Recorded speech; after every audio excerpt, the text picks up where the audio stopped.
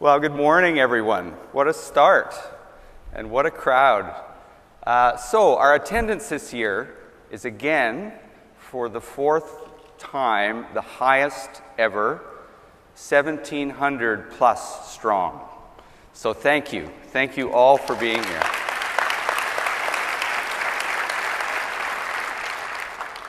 We smashed our sponsor targets, so thank you to all the sponsors. And together we'll make this the best conference we've ever had. And since we finally found a conference host that we don't have to pay, we put all those savings into the party for tomorrow night, so make sure you come to the party. And it was a good start. That was a pretty good start. I was saying to Justin, we've been working together at Payments Canada for 4.5 years, going on 5. I've never seen him wear a tie. Like, this is amazing. I'm excited for the next 3 days, but I'm also in a little bit of a reflective mood because this will be my last summit, at least the last one as the president and CEO. And 6 years have just flown by. It's been fantastic. It's been challenging. And yes, like our conference together with members and stakeholders, we have made progress in improving our payment system. However, from the standpoint of delivering core infrastructure, while we've progressed, I think we've fallen a bit behind many countries.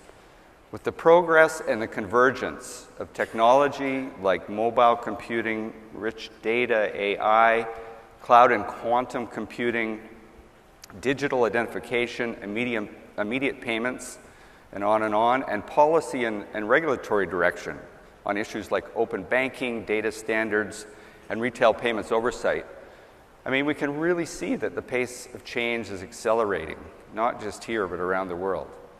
We have to make more progress together in the coming years. And this conference is about talking about how we're going to do that.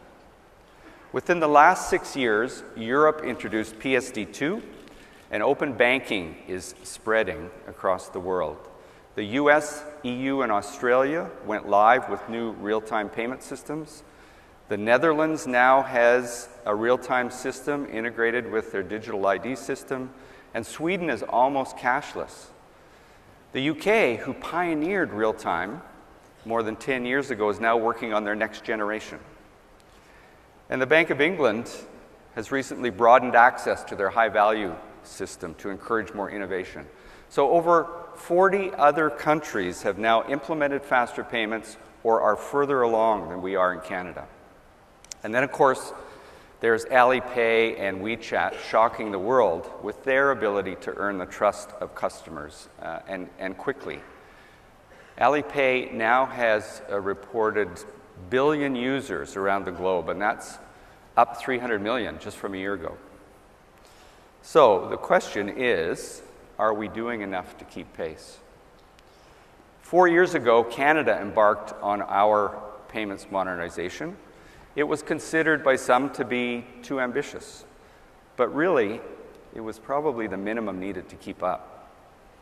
In 2015, Payments Canada's governance changed, we broadened the interpretation of our mandate, and we have better balanced our decisions by what is best for Canada and for our members. In 2016, we facilitated the whole industry ecosystem coming together to articulate a vision for a modern payment system. Many of you were involved in those discussions and debates. And that was followed by the first ever industry roadmap for Payments Canada, or for Canada. That year we also launched Project Jasper to test and learn about distributed ledger technology. And I'm really pleased that this project has kept going, the fourth phase of which recently finished. And it trialed cross-border central bank digital currency use, and actually concluded that there is a great potential to increase efficiency, reduce risks for cross-border payments. So that's just one initiative that keeps going. You will remember in 2017, we published the Target State Architecture to completely modernize the core infrastructure in Canada to meet the needs of tomorrow. At the same time, we improved the resiliency of our legacy systems at Payments Canada. Why? Because there was a chance things would take longer than we planned. And last year, we implemented the first changes to those legacy systems, which enabled faster, more convenient batch payments across the country and added important financial risk mitigations. So far this year, we've partnered with 2 world-leading technology firms to develop and deliver a new high-value core payment system as the foundational platform to settle Canada's more than $50 trillion of financial transactions each year. Not everything has gone as planned. The high-value system will need an extra year for readiness testing to go live in 2021. Changes to retail payments legislation have now been delayed into next year. And the considerable work on a real-time payment system has stalled.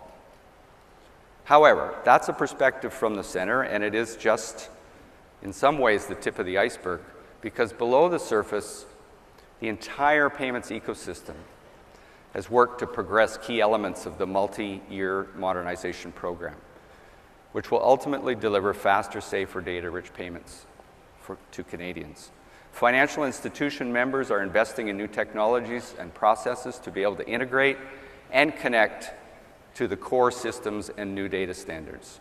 Their collective investments will be in the billions.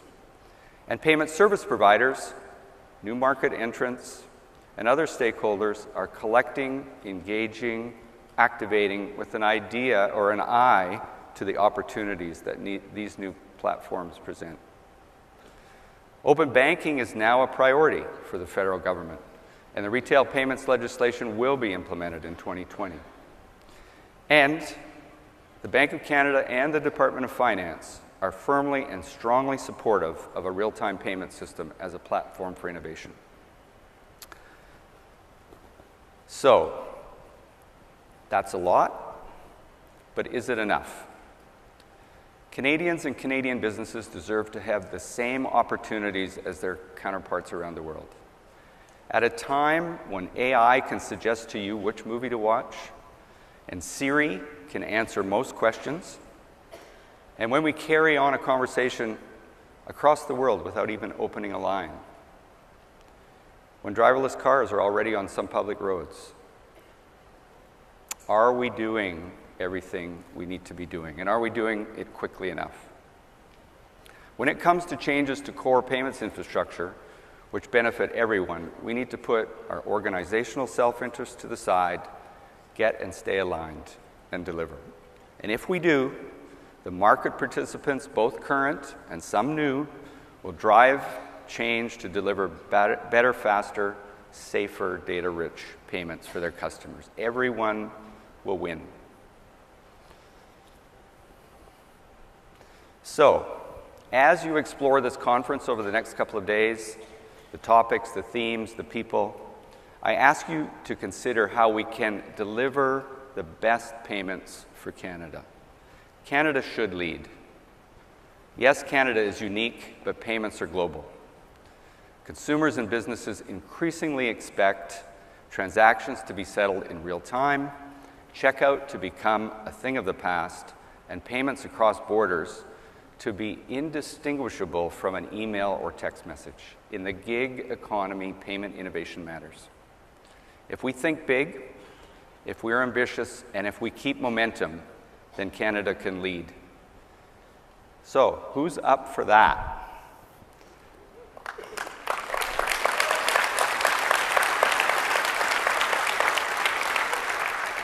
The last thing I'd like to do before we really kick off is to thank our conference team for pulling together yet another bigger, better, more fantastic conference. To all the sponsors, all the speakers, and all of you, all the delegates.